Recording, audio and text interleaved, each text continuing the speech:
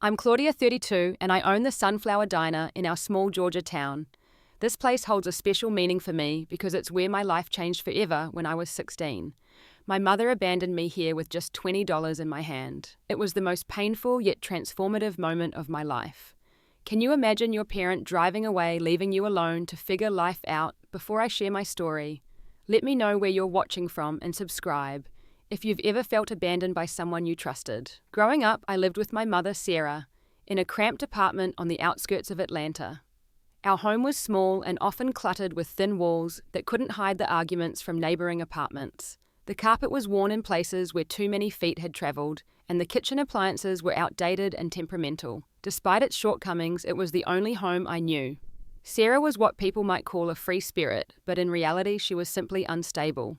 She couldn't seem to hold down a job for more than a few months. One day she'd come home excited about working as a waitress, then a few weeks later she'd be a retail clerk, then a house cleaner. With each job loss came days of her sleeping until noon, the apartment growing messier, while empty wine bottles accumulated in the recycling bin. The men in her life were just as transient as her employment. There was Rick the mechanic with grease permanently embedded in his fingernails, who brought me model cars but disappeared after 3 months. Then came David, who worked night shifts and slept all day claiming the couch as his territory until he and my mum had a screaming match that ended with a slammed door. The parade of boyfriends was constant, some staying for weeks, others for months, but none becoming anything close to a father figure. Our financial situation was always precarious. I learnt to recognize the pink color of eviction notices by the time I was 8. Our electricity was shut off so frequently that I kept a stash of candles under my bed. There were days when dinner was whatever I could cobble together from the nearly empty pantry. Cereal without milk, crackers with ketchup, whatever government cheese we had left from the monthly assistance box. By the time I turned 10, I had taken on responsibilities that no child should have. I was the one who sorted the bills by due date, setting aside the most important ones and placing them prominently on the counter as reminders. I learned to cook basic meals, clean the apartment, and even make excuses to our landlord when rent was late. I became the adult in our relationship, while Sarah seemed to regress further into adolescent behavior. As I entered my teenage years, something shifted in our dynamic. Sarah began to view me not as her daughter who needed care, but as a critic whose very presence made her feel inadequate. "Stop looking at me like that," she would snap when I said nothing. "You think you're so much better than me, don't you?" she would accuse when I came home with an A on a test. My academic achievements, rather than being celebrated, became evidence of my perceived judgment of her. The tension between us grew with each passing year. What had once been a mother occasionally neglecting her child transformed into active resentment. Sarah would make comments about how smart I thought I was, how I was trying to make her look bad, how I didn't understand what it was like to be a single mother. I learnt to keep my school accomplishments to myself, to hide awards and teacher compliments to downplay my intelligence around her. Despite the chaos at home, school became my sanctuary. I maintained straight A's through middle school and into high school. I spent hours in the library both for the quiet study environment and to avoid going home. By sophomore year, I had secured a part-time job as the school librarian's assistant shelving books and helping younger students with research. The librarian, Mrs. Winters, became something of a mentor, noticing my situation without me having to explain it. In the quiet moments between responsibilities, I nurtured a secret dream. While at neighbors' apartments waiting for Sarah to return from wherever she had gone, I would watch cooking shows on their televisions. The way the chefs transformed simple ingredients into beautiful meals fascinated me. I began to imagine attending culinary school someday, creating food that made people happy. It was a dream I kept buried deep, knowing how impossible it seemed given our financial reality. The final weeks before everything changed were marked by an escalation of Sarah's instability. She had lost another job this time, as a receptionist at a dentist's office. The reason, as usual, was unexplained, but I suspected her frequent tardiness was to blame. With unemployment came increased. Drinking Sarah starting earlier each day, sometimes opening her first beer before noon. Then Troy moved in. He was different from the others, with expensive clothes and a sleek car that seemed at odds with our rundown apartment complex. He worked in sales, though he never specified what kind, and he made it clear from the beginning that he found my presence irritating. "Doesn't the kid have friends to stay with?" I overheard him ask Sarah on his third night. I learnt to make myself scarce when he was around. One night, when they thought I was asleep, I heard them talking about me through the thin wall separating our rooms. "She's 16 now," Troy was saying. "Old enough to figure things out. You've done your part, Sarah. Don't you think it's time you lived for yourself? She's just holding you back from the life you deserve." "Okay." My mother's response was too quiet to hear, but the seed had been planted. The morning that would change everything began surprisingly pleasantly. Sarah was up early, her eyes clear, her manner almost cheerful. "Let's go get breakfast." She suggested something we hadn't done in years. My treat. That diner off Highway 20. I was suspicious of this sudden generosity, but also hopeful. Maybe she had gotten a new job. Maybe things were looking up. I agreed, and we got into our old Chevrolet, headed for what I didn't know would be the last meal we would share for 16 years. The Sunflower Diner was a classic roadside establishment that had probably seen its heyday in the 1970s. The exterior was painted a cheerful yellow with a large sunflower sign that had faded over decades of Georgia sun. Inside, the vinyl booths were also yellow, complemented by chrome table edges and a long counter with spinning stools. Behind the counter stood Mrs. Patterson, an elderly woman with silver hair pulled into a neat bun, efficiently taking orders and calling them back to the kitchen with the authority of someone who had been doing this job for decades. Sarah chose a booth near the back, sliding in across from me with an odd energy about her. She seemed simultaneously nervous and determined, her fingers tapping in a regular rhythm on the laminated menu. When the waitress came, she ordered coffee for herself and chocolate chip pancakes for me, remembering my favorite breakfast from when I was much younger. "So how's school going, yeah?" she asked, after the waitress left a question so out of character that I nearly choked on my water. "It's fine," I answered carefully. "I got an A on my chemistry test last week." "That's good." She nodded, glancing at her watch. "You always were smart. Smart enough to handle just about anything I'd say." The conversation continued in this awkward, forced manner. Sarah asked about my friends, my classes, whether I still liked to read mystery novels. It was as if she was trying to compress years of maternal interest into one breakfast, all while checking her watch every few minutes. When our food arrived, she barely touched her eggs, instead watching me eat with an expression I couldn't quite interpret. "I need to use the restroom," she announced abruptly, standing up before I could respond. "Finish your pancakes. I'll be right back." I nodded, mouth full, and continued eating, unaware that this would be the last time I would see my mother for almost 2 decades. At first, I didn't think anything of her absence. The pancakes were delicious, and I was enjoying the rare treat of restaurant food. But as 5 minutes stretched to 10 and then 15, I began to feel uneasy.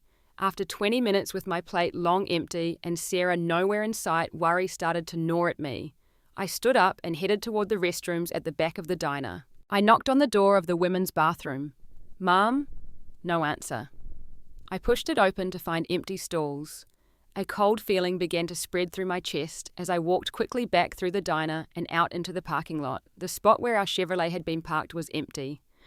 I stood there, the Georgia heat beating down on me, unable to process what I was seeing. I walked the entire length of the parking lot, thinking maybe she had moved the car for some reason.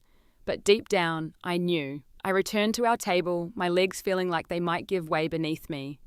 On the table where my plate had been cleared was a $20 bill, weighed down by the salt shaker. Underneath was a note written on a napkin. "You're smart. You'll figure it out. I need my life back." The words blurred as tears filled my eyes. The reality of what had happened crashed over me in waves. My mother had abandoned me. She had driven me to this diner, walked out, and left me with nothing but $20 and a cruel note. The humiliation was as overwhelming as the shock. I was aware of other diners glancing curiously in my direction, probably wondering why a teenage girl was sitting alone silently crying.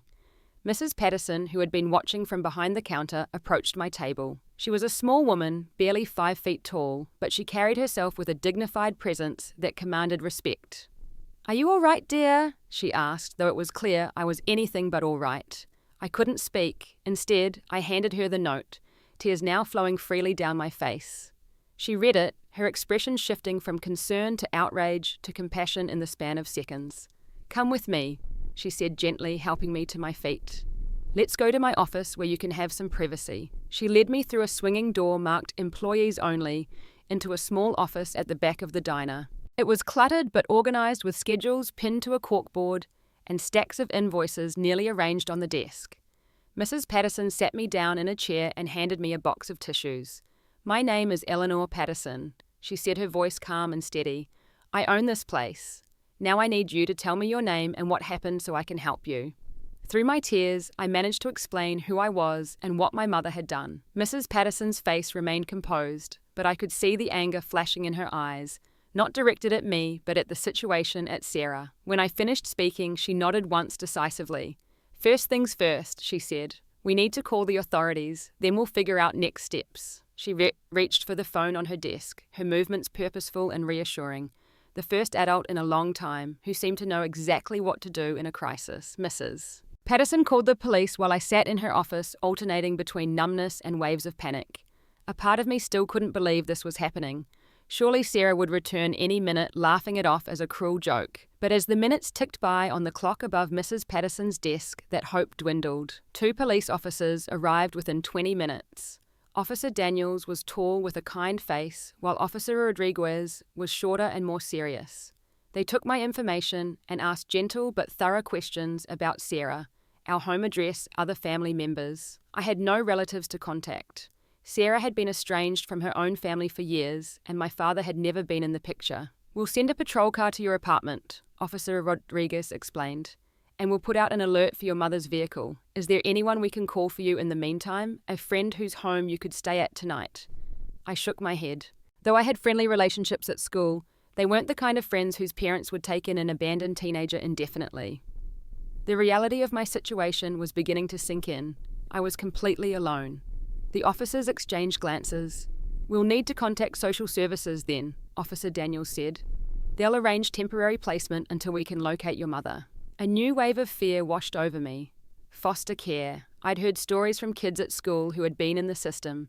Moving from home to home, some good, many not. New schools, new rules, no stability. My breathing quickened at the thought. While we waited for the social worker to arrive, the officers tried repeatedly to reach Sarah on her cell phone, but it went straight to voicemail each time. They also radioed for an update from the patrol car sent to our apartment. The news wasn't good. The apartment appears to have been partially cleared out, Officer Rodriguez reported after taking a call. "Closets emptied, personal items gone. Looks like she was planning this for some time." The calculated nature of the abandonment hit me like a physical blow. This wasn't an impulsive decision. Sarah had been planning to leave me. The breakfast, the unusual interest in my life, it had all been a goodbye she didn't have the courage to say to my face. When the social worker arrived, she introduced herself as Ms. Taylor, a woman in her 40s with a briefcase and tired eyes. She explained the process of emergency placement, the possibility of group homes, the search for foster families. With each word, the walls seemed to close in around me. The thought of being placed with strangers, processed through the system like an unwanted package, was terrifying. "Please," I begged, looking from Ms. Taylor to the officers to Mrs. Patterson. "Isn't there any other option? I can get a job. I can find a place to stay. I don't want to go into foster care." Miss Taylor gave me a sympathetic but firm look. "I understand your concerns, Claudia, but you're a minor. The law is clear about this. We need to ensure you're in a safe, supervised environment." That's when Mrs. Patterson, who had been silently observing, spoke up. "What if I offer her a place to stay, just temporarily until things get sorted out?" All eyes turned to her in surprise. "I have a spare room upstairs. I live above the diner. She could stay with me while you look for her mother or figure out a more permanent solution." Ms. Taylor hesitated. "That's generous, Mrs. Patterson, but there are procedures, background checks, home studies." "I've been a business owner in this community for 40 years, Mrs. Patterson replied firmly. "I raised 3 children of my own who are now successful adults. I'm sure your checks will find nothing concerning, and in the meantime, this girl needs stability, not a system." What followed was a flurry of calls, paperwork, and discussions. Temporary guardianship forms were mentioned. Background checks expedited. Home assessment scheduled for the following day. By some miracle, or perhaps due to Mrs. Patterson's standing in the community, it was agreed that I could stay with her temporarily while more permanent arrangements were explored. As the officials finally left the diner, promising to return with updates, I found myself alone with Mrs. Patterson, a woman I had met just hours ago, who had now become my lifeline. "Thank you," I whispered, feeling like the words were wholly inadequate. "Don't thank me yet," she replied with a small smile. "Wait until you see how early I wake up to open this place." She showed me to the stairs at the back of the diner that led to her apartment. "It's not fancy, but it's clean and safe." The temporary arrangement became less temporary as days passed with no word from Sarah. The police confirmed what they had suspected. Sarah had emptied our apartment, left no forwarding address, and disappeared. Her cell phone had been disconnected. The few acquaintances they tracked down had no information about her whereabouts. It was as if she had wanted to vanish completely, severing all ties to her old life, including me. Those first few weeks were a blur of emotional turmoil.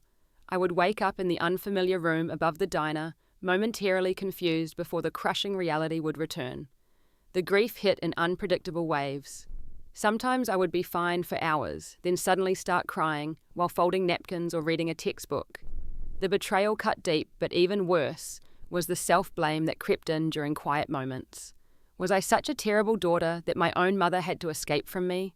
Nightmares became frequent visitors' dreams, where I was chasing Sarah's car down endless highways, never able to catch up. I would wake up gasping, sheets twisted around me. Sometimes Mrs. Patterson would hear me and bring a cup of warm milk, sitting silently with me until I could breathe normally again. During the day, I would catch myself scanning the face of every customer who entered the diner, half expecting, half dreading to see Sarah walk through the door with an explanation, an apology, anything that would make sense of what she had done. Mrs. Patterson, whom she told me to call Eleanor after the first week, suggested I start helping around the diner to keep my mind occupied. She started me with simple tasks, washing dishes, clearing tables, refilling condiments. The routine was comforting, providing structure to days that might otherwise have been consumed by despair. As weeks passed, Eleanor began teaching me more about the diner operations. She showed me how to operate the industrial dishwasher, then how to prep vegetables for the cook. Eventually, she began teaching me simple cooking techniques. Everyone should know how to make a proper omelette, she insisted, guiding my hands as I tilted the pan. I discovered that the focus required for cooking provided brief respites from the emotional pain. Eleanor was nothing like Sarah. Where my mother had been chaotic and self-absorbed, Eleanor was steady and observant. She noticed when I skipped meals and would quietly place a plate in front of me, standing there, until I took at least a few bites. She taught me about budgeting, showing me the diner's books in simplified form, explaining how to track income and expenses. Money knowledge is power, she would say. Never let anyone else control your finances. With Eleanor's support and the school counselor's help, I returned to school after 2 weeks. Facing my peers was difficult. Small towns have active gossip networks, and most students had heard some version of what had happened. Some were awkwardly sympathetic, others cruelly curious. Teachers were understanding about missed assignments, but their pitying looks were sometimes harder to bear than indifference would have been. I threw myself into schoolwork with renewed determination. If I was going to survive this, I needed education more than ever. The library remained my refuge, and Mrs. Winters, the librarian, became one of my strongest supporters, setting aside books she thought might interest or help me. Through it all, Eleanor's spare room became my room. The temporary guardianship was extended as it became clear that Sarah had truly disappeared. By the 6-month mark, when Sarah's parental rights were officially terminated due to abandonment, Eleanor had become much more than a guardian. She had become the parent I had never really had. 6 months after my abandonment, I had settled into a new normal. My days followed a steady rhythm: school, during weekdays shifts at the diner, afternoons, and weekends studying in between. The spare room above the diner had transformed into a space that reflected me. Bookshelves filled with library discards Mrs. Winters had given me, walls decorated with cooking magazine cutouts, and a small desk where I diligently completed homework. Eleanor had officially become my legal guardian after a court hearing that was both terrifying and relieving. The judge had asked if I wanted to be placed with Eleanor permanently, and I had said yes without hesitation. There had been no word from Sarah. No calls, no letters, not even a request for information about me. It was as if she had completely erased me from her life, just as she had threatened to do so many times. "You look different," commented Lucille, one of the diner's regulars, as I refilled her coffee cup one Saturday morning. "Different how?" I asked, pausing with the coffee pot hovering. "More settled in your skin," she replied with a grandmother's frankness. 6 months ago, you looked like you might float away if someone opened a window. Now you look like you know where your feet are." She wasn't wrong. The constant anxiety had begun to subside, replaced by a cautious sense of security. I no longer jumped every time the diner's bell rang, expecting to see Sarah. I was beginning to trust that Eleanor's home was truly my home, that she wouldn't disappear one day without warning. In the kitchen, I had discovered an unexpected talent. Eleanor had noticed my interest in cooking and had gradually increased my responsibilities. What started as simple prep work evolved into preparing entire dishes. I had a natural instinct for flavors, for knowing what ingredients would complement each other. The diner's traditional comfort food became my canvas, and I began adding subtle twists herbs from Eleanor's small garden spice combinations I had read about in the cookbooks I devoured. "This soup is different, Mr. Harrington," another regular had commented one day. "Good different. What did you put in it?" "Just a little thyme and lemon zest," I had answered, feeling a flush of pride at his approving nod. The diner became more than a workplace. It became the center of a surrogate family that formed around me. There was Gus, the short order cook, who taught me how to perfectly time multiple orders. Martina, the weekend waitress, who was working her way through nursing school and helped me with biology homework. And the regulars, mostly older folks, who came as much for the company as for the food, who began to treat me like a communal granddaughter, bringing me small gifts on my birthday and asking detailed questions about my school achievements. On a rainy Tuesday in April, I met Jake. He drove the delivery truck from Green Farms, a local produce supplier that Eleanor had recently switched to in an effort to improve the diner's ingredient quality. Jake was 19, lanky, with perpetually tousled brown hair and studying agricultural business at the community college. He lugged crates of vegetables through the back door, pausing when he saw me organizing the walk-in refrigerator. "You must be Claudia," he said. "Eleanor mentioned you. I'm Jake." Something about his direct, unassuming manner put me at ease immediately. Unlike others who tiptoed around my situation or asked invasive questions, Jake simply accepted my presence as part of the diner's ecosystem. Over the following weeks, I began looking forward to Tuesdays and Fridays when the Green Farms truck would arrive. "My dad's an alcoholic," Jake told me one day as we were unloading crates of tomatoes. He said it matter-of-factly without preamble. "So I get it. Not the same as your mum, but I understand what it's like when the person who's supposed to take care of you can't even take care of themselves." His understanding without pity was refreshing. We began spending time together outside delivery hours, sometimes just talking on the diner's back steps after closing. Jake's family history had its own complications. His mother had left when he was young, unable to cope with his father's drinking. His grandmother had largely raised him on the family farm that was now part of the Green Farms cooperative. "You build your own family sometimes," he said once. "Blood isn't always the strongest tie." High school graduation arrived with mixed emotions. It was a milestone I had sometimes doubted I would reach during those darkest days after Sarah left. Eleanor closed the diner for the evening, an unprecedented event, to attend the ceremony. She sat with Gus and Martina cheering loudly when my name was called. Jake came too, presenting me with a bouquet of herbs from his garden instead of traditional flowers. The absence of my mother on this important day was a dull ache, rather than the sharp pain it might once have been. I had stopped looking for Sarah in crowds, stopped imagining scenarios where she would return with apologies and explanations.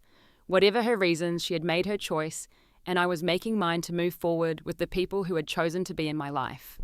After the ceremony, Eleanor handed me an envelope. Inside was a bank statement for an account in my name that contained nearly $15,000.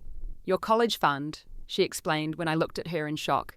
"I've been setting aside your wages plus a bit extra since you started working here. Education is important, Claudia. You're too bright not to continue."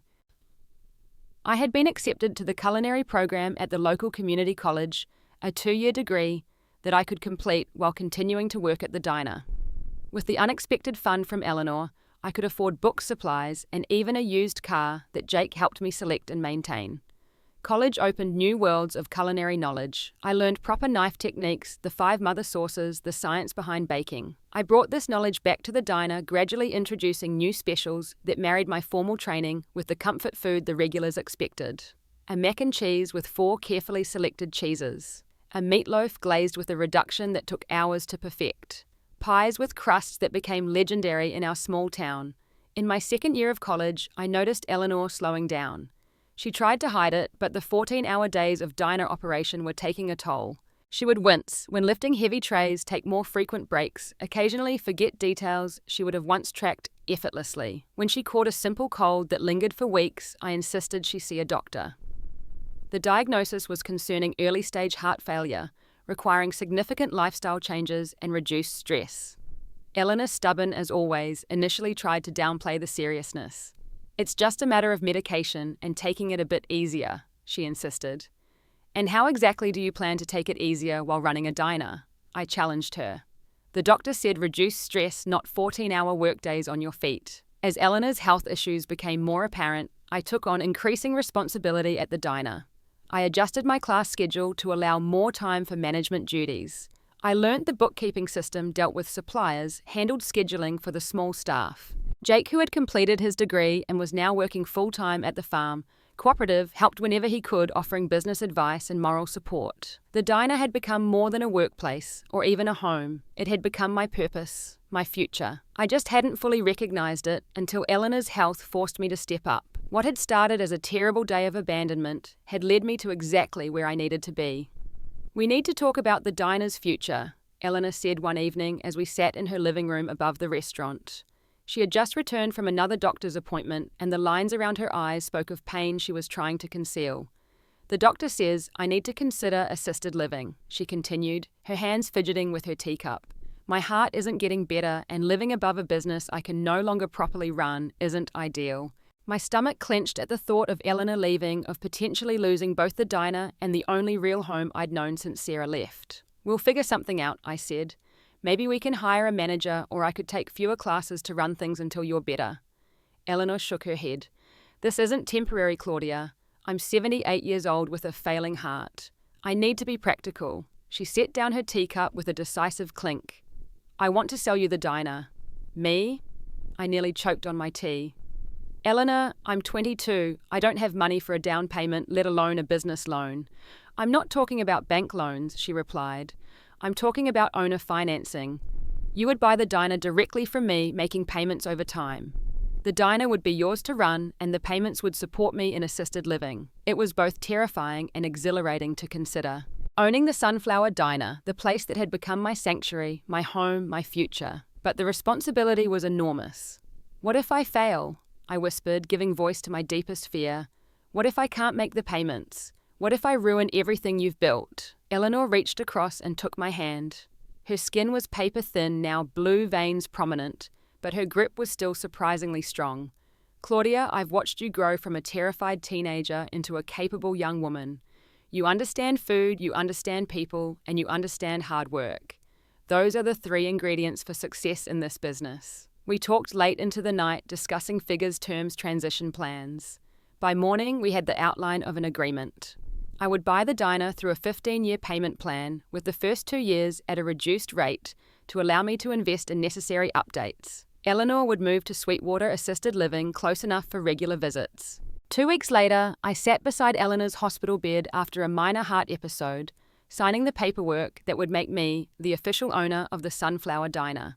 As I wrote my signature on the final page, I felt the weight of both responsibility and opportunity. Don't look so serious, Eleanor said, patting my hand.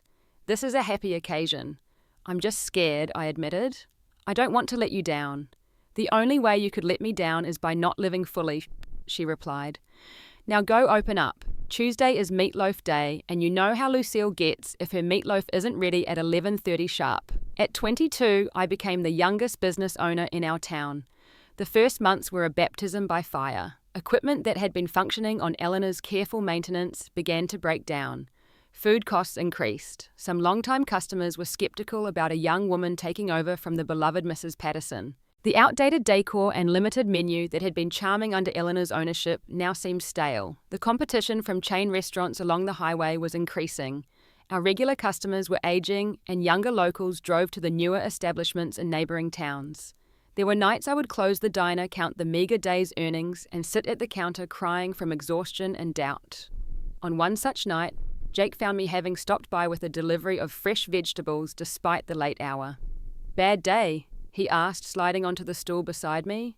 Bad month, I corrected, wiping my eyes. Maybe bad idea thinking I could do this. Jake was quiet for a moment, then said, Remember when you first started experimenting with the soup recipes? How nervous you were about changing something that had been on the menu for decades. I nodded, remembering my anxiety about altering Eleanor's traditional chicken noodle soup.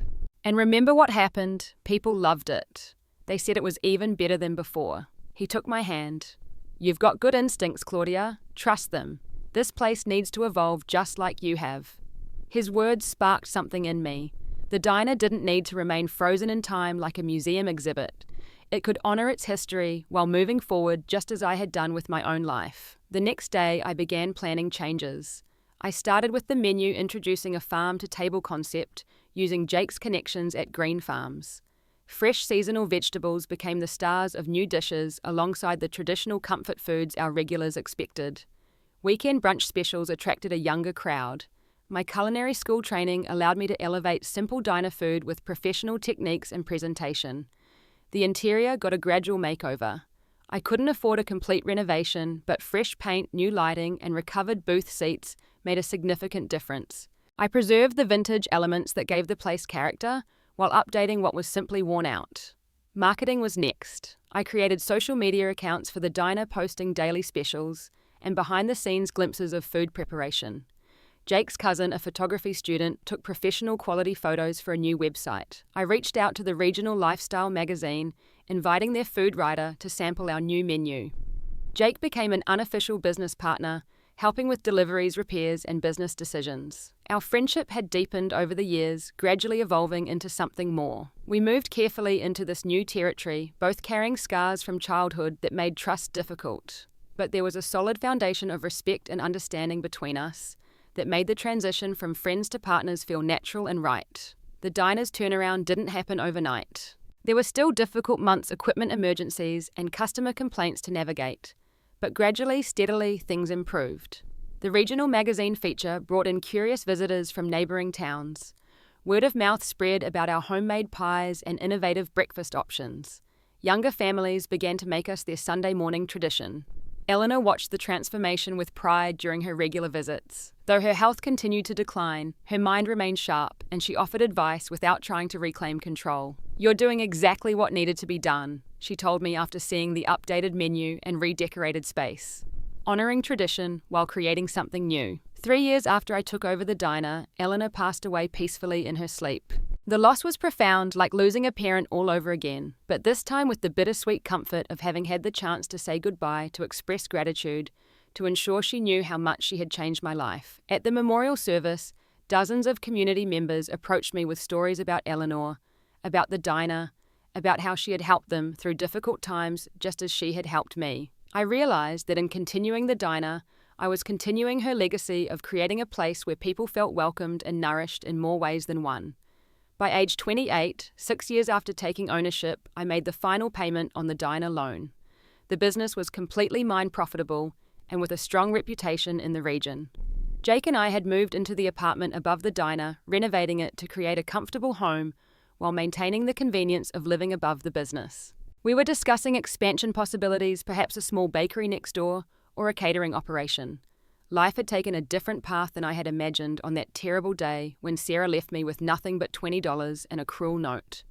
But standing in the diner that was now truly mine, surrounded by people who had chosen to be my family, I couldn't help but feel that I had found my way to exactly where I needed to be. It was a Tuesday morning 5 months ago when my past walked through the door. I was in the kitchen preparing for the breakfast rush, checking the biscuits in the oven, while simultaneously instructing our new cook, Luis, on the perfect pancake technique. "The key is to wait for the bubbles to form on top before you flip," I explained, demonstrating with a practiced flick of the wrist. Too soon, and they're dense too late, and they burn. The dining room bell rang, signaling a new customer, but I paid it little attention. Martina, who had returned to waitressing part-time after completing nursing school, would handle the front while I finished the kitchen prep. A few minutes later, Martina appeared in the kitchen doorway with an unusual expression on her face. "Claudia, there's someone here asking about job openings," she said carefully.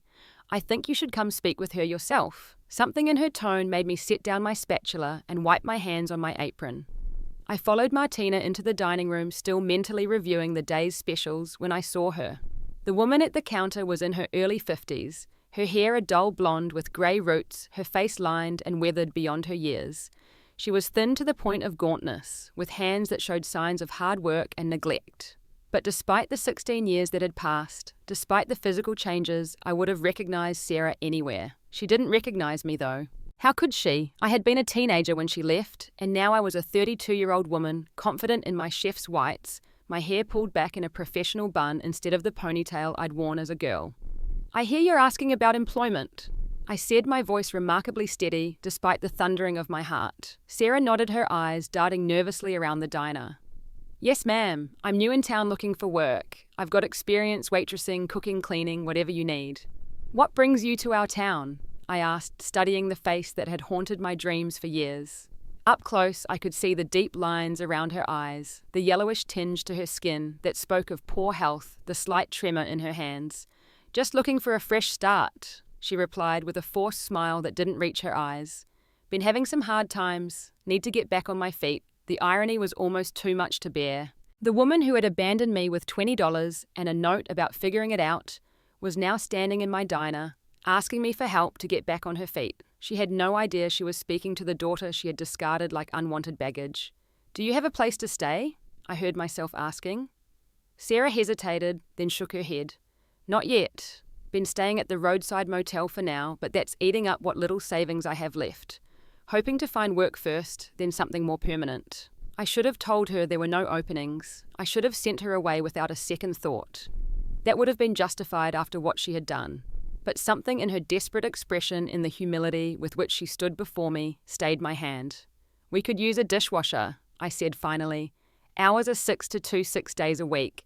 Pay isn't great to start, but there's a meal included each shift. The relief that washed over her face was painful to witness. Thank you, she said fervently. I can start right away. I'm Sarah, by the way. I know, I nearly said, but caught myself. I'm Claudia. You can start tomorrow morning. Martina will show you the ropes. With that, I turned and walked back to the kitchen, my legs somehow supporting me, despite feeling like they might give way at any moment. Once in the walk-in refrigerator, away from prying eyes, I allowed myself a moment of silent breakdown, leaning against the cold metal shelves, struggling to breathe normally. Jake found me there a few minutes later, concern etched on his face. Martina told me, he said simply, pulling me into a hug. Are you okay? I don't know what I am, I admitted. I never expected to see her again, especially not like this. Why did you hire her? He asked, I say, not accusingly, just curious. I shook my head, still trying to understand my own impulses. I don't know. Maybe I want to see who she is now. Maybe I want her to know who I became despite her. Or maybe I'm just an idiot. Jake squeezed my shoulders. You're a lot of things, Claudia, but an idiot isn't one of them. Just be careful, okay? Don't let her hurt you again. I nodded, grateful for his concern, but already formulating a plan. I wouldn't reveal my identity, not yet. I would observe Sarah try to understand who she had become in the years since she had abandoned me before deciding what to do next. The following weeks were surreal. Sarah proved to be a reliable worker, showing up on time, working diligently, never complaining about the mundane tasks of dishwashing and basic prep. She kept to herself, mostly eating her staff meal quickly and alone, offering little personal information to the other employees. I watched her from a distance, noticing the signs of a hard life etched into her movements, her expressions. There was a wariness about her, as if she expected the worst from people and situations. I recognized it because I had once carried that same wariness before Eleanor, and the diner had taught me to trust again. Sometimes I would catch Sarah looking at me with a puzzled expression, as if trying to place me. Did she see something familiar in my features, in my mannerisms? Or was it simply confusion about why the owner of a successful diner would hire someone like her with no references or background check? After 3 weeks, I overheard a phone conversation that changed everything. Sarah was behind the diner on her break, voice raised in distress. What do you mean I have to be out by Friday? I paid through the end of the month. A pause then. I understand there's water damage, but where am I supposed to go on such short notice? I don't get paid until next week. Another pause. Please, I have nowhere else to go. I can't be homeless again. Her voice broke on the last word. I stepped back into the kitchen before she could see me, my mind racing. Sarah was about to be evicted from the weekly motel where she was staying. She had mentioned homelessness, suggesting this wasn't the first time she had found herself without shelter. The woman who had once abandoned me was now the one in desperate straits. That evening, after closing, I discussed the situation with Jake. I'm thinking of confronting her, I said. Telling her who I am. Jake leaned against the counter, his expression serious. Are you ready for that conversation, for whatever excuses or explanations she might offer? I wasn't sure, but something told me it was time. The next day, I asked Sarah to stay after her shift ended. There's something we need to discuss, I said, trying to keep my voice neutral. Sarah's face immediately fell, her shoulders slumping in resignation. "You're letting me go," she said flatly. "I understand. It's fine." "No, that's not it," I replied. "Please sit down." We sat at a corner booth. The diner empty, except for us, the afternoon sun casting long shadows across the checkerboard floor. I took a deep breath, steadying myself for what would likely be one of the most difficult conversations of my life. "Sarah, do you know who I am?" I asked directly. She looked confused. "You're Claudia, the owner. Have we met before? I'm sorry if I don't remember." "We've met," I confirmed, my voice tight with emotion. 16 years ago in this very diner.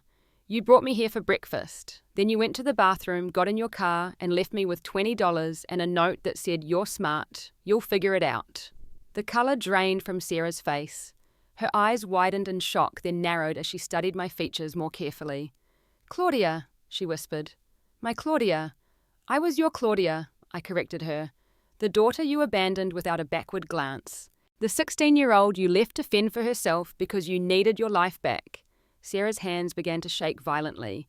Tears filled her eyes and spilled over onto her hollowed cheeks. I never imagined." She seemed unable to complete a sentence, overwhelmed by the revelation.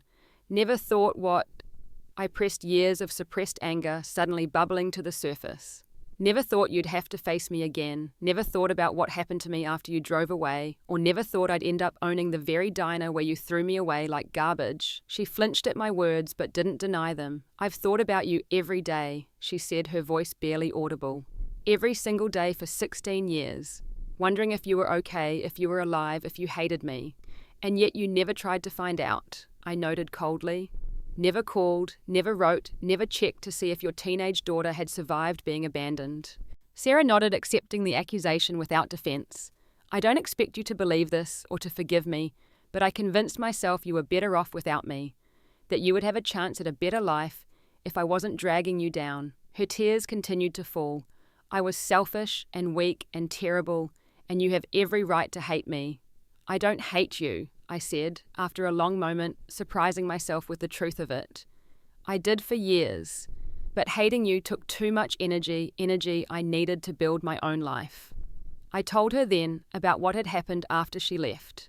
About Eleanor taking me in, about finishing school, about learning to cook, and eventually buying the diner. I didn't soften the painful parts, the nightmares, the grief, the struggle to trust people again. Sarah listened without interruption, occasionally wiping tears from her face, nodding in places as if confirming her worst fears about the pain she had caused. When I finished, she asked in a small voice, "Why did you hire me? You could have turned me away the moment you recognized me." It was a good question, one I had asked myself repeatedly over the past weeks. "I'm not entirely sure," I admitted. Curiosity maybe, or maybe some part of me needed closure, needed to see who you had become. "And what do you see?" She asked, her vulnerability naked and uncomfortable. I studied the woman across from me, trying to separate the mother who had abandoned me from the broken human being before me now. "I see someone who's had a hard life, someone who's made terrible mistakes and is living with the consequences." Sarah nodded, accepting this assessment. "After I left you, things spiraled. Troy and I went to Florida. He became abusive, then left me for someone younger. I fell into a pattern, bad relationships, drinking too much like my mother before me. Jobs that never lasted, places I never belonged." She twisted her hands together. "I hit rock bottom a few years ago, living on the streets in Miami after another relationship ended badly. In rehab, they talked about making amends, but I thought you would be impossible to find, that you wouldn't want to be found. I overheard your call yesterday," I said, "about the motel." Sarah looked down, embarrassment coloring her pale cheeks. "The pipes burst, flooded several rooms, including mine. They're evicting everyone affected, refunding the rent, but not until next week.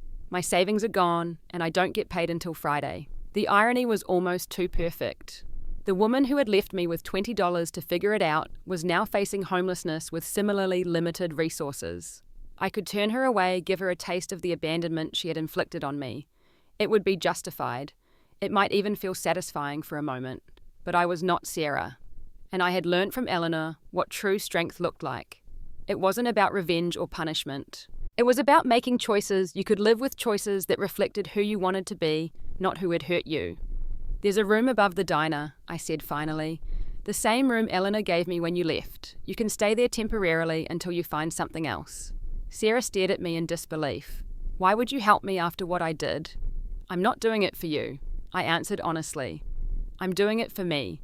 Because I need to know I'm nothing like the mother who abandoned me. Because Eleanor showed me what real kindness looks like, and I choose to honor her memory by continuing it." I laid out my conditions clearly. She would need to maintain sobriety, attend counseling at the community center, and continue working reliably. This wasn't a mother-daughter reunion. It was a human being offering temporary assistance to another human being in crisis. Sarah agreed immediately, gratitude and shame warring on her face. That evening, I showed her to the room above the diner, the room that had once been my sanctuary after she abandoned me. Life had come full circle in a way neither of us could have predicted. Jake was supportive but concerned. "Are you sure about this?" he asked as we drove home. Having her so close, seeing her every day. "I'm not sure of anything," I admitted, "but I think I need to do this to finally close this chapter of my life on my own terms." The following months were a complex journey of healing boundaries and rediscovery. Sarah and I were not mother and daughter in any traditional sense. Too much damage had been done for that, but gradually we found a way to exist in each other's orbit, two adults with a painful shared history trying to move forward. I began seeing a therapist to navigate the complicated emotions that Sarah's return had triggered. The anger I thought I had processed years ago resurfaced in unexpected moments. There were days I could barely look at her, the sight of her bringing back painful memories. Other days I found myself curious about her life, about the grandmother I had never known, about family medical history I had never had access to. Jake remained my rock, listening, without judgment, offering perspective when I became too entangled in the past. "You don't owe her forgiveness," he reminded me one night when I was particularly conflicted. "Forgiveness is something you do for yourself if and when you're ready." Sarah, to her credit, respected my boundaries. She attended counseling sessions at the community center, joined a support group for addiction, and remained a reliable employee. She never presumed upon our biological connection, never expected special treatment or emotional intimacy I wasn't ready to offer. In quiet moments after shifts, she would sometimes share stories of her childhood, pieces of family history she thought I might want to know, but always with the disclaimer that I could stop her at any time. 6 months after Sarah's return, she had saved enough to rent a small apartment near the diner. She had been promoted from dishwasher to prep cook, showing an aptitude for kitchen work that shouldn't have surprised me, given my own natural talents in that area. We had established a cautious, respectful relationship that acknowledged our complicated past without being defined by it. "I'm moving into my new place this weekend," she told me after her shift one day. "I wanted to thank you for everything. Not just the room, but for the chance to know the amazing woman my daughter became, even though I don't deserve it." I nodded, still uncomfortable with emotional conversations between us. "You're welcome." She hesitated, then added, "I know I can never make up for what I did. I know I forfeited the right to be your mother, but I hope someday maybe we could be something. Friends maybe, or just people who don't avoid each other at community events." There was a raw hope in her voice that touched something in me. Not the abandoned child, but the woman I had become, the woman who had learned from Eleanor about second chances and grace. "I think we're already something," I replied carefully. "I'm not sure what to call it yet, but it's something." The smile that bloomed on Sarah's face was genuine, if cautious. We weren't a heartwarming reunion story. We weren't going to suddenly become a traditional mother and daughter. But we were two people who had survived significant trauma, who shared DNA and history, who were cautiously building a new kind of relationship based on who we were now, not who we had been. In the months that followed, I continued my own healing journey. The diner thrived under my ownership, becoming known throughout the region for its innovative take on comfort food. Jake and I discussed expansion plans and the possibility of starting our own family someday. Sarah remained sober eventually, becoming a sponsor for others in recovery, finding purpose in helping people who were struggling as she once had. Life had taken me on an unexpected journey from abandoned teenager to successful business owner, from victim to survivor to thriver. The diner that had once been the site of my greatest trauma had become the center of my greatest triumph. And in a twist of irony that only real life could create, I now owned the very place where my mother had once discarded me. They say that sometimes the most profound healing comes when we face our deepest wounds head on. When my mother abandoned me 16 years ago with just $20 and a callous note, I never imagined I would one day own the diner where it happened. I certainly never thought I would find myself in a position to help the woman who had caused me such pain. The journey hasn't been easy. There were dark days when I questioned everything, when the abandonment felt so raw it might as well have happened yesterday. There were times I wanted to give up on the diner, on relationships, on trusting anyone ever again. But through Eleanor's guidance, Jake's support, and my own determination, I found strength I didn't know I possessed. Sarah and I have built a cautious relationship over these past months. Not mother and daughter in the traditional sense, but two adults acknowledging a shared past while creating a different kind of future. She continues her recovery journey, working not just on her sobriety, but on understanding the patterns that led to her abandonment of me. I continue my own healing, learning that forgiveness isn't about excusing someone's actions, but about freeing yourself from the burden of anger. The Sunflower Diner has become more than a business to me. It's a symbol of transformation, of turning pain into purpose. What began as the site of my abandonment has become the foundation of my success, my community, my chosen family. Every day when I unlock the doors, I am reminded that our lowest moments don't have to define us. We can rewrite our stories, reimagine our futures, rebuild from the ashes of what was lost. Eleanor taught me that family isn't always blood, that sometimes the people who save us are the ones who have no obligation to do so. Jake showed me that trust can be rebuilt, that not everyone leaves when things get difficult. And in her own way, Sarah's return taught me something about the cyclical nature of pain, about breaking generational patterns, about choosing compassion even when it isn't deserved. I don't know what the future holds for any of us. Life has a way of surprising you, of bringing you full circle in ways you never anticipated. But I do know that I am no longer defined by that 16-year-old girl clutching $20 in a diner booth. I am defined by how I rose above that moment, by the life I built, by the choices I make each day. If you're watching this and feeling abandoned, forgotten, or discarded, know that your story isn't over. Your pain is real, but it isn't permanent. You can rebuild, restart. Reimagine what comes next. The very place that broke you might someday be the foundation of your greatest strength. I'd love to hear your stories of overcoming difficult beginnings. How have you transformed pain into purpose in your own life? Leave a comment below and share your journey. And if this story resonated with you, please like, subscribe, and share with someone who might need to hear that their past doesn't determine their future. Thank you for listening, and remember, sometimes life's greatest irony becomes its greatest gift.